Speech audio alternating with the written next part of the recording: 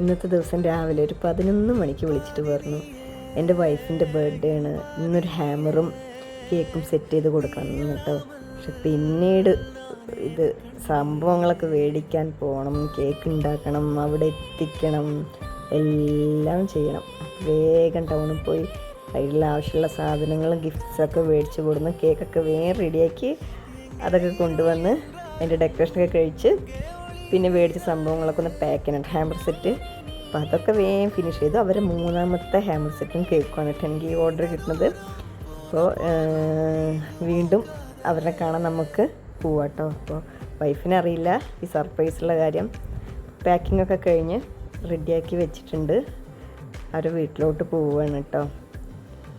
അപ്പോൾ വൈഫ് അവരുടെ ഹസ്ബൻഡിനെ കോൾ ചെയ്തുകൊണ്ടിരിക്കുകയായിരുന്നു. സോ സർപ്രൈസായിട്ട് ഞങ്ങളവിടെ എത്തിയിട്ടുണ്ട്. വൈഫിന് ഒരുപാട് സന്തോഷമായിട്ടോ. അപ്പോൾ താങ്ക്സ് ഫോർ വാച്ചിങ്.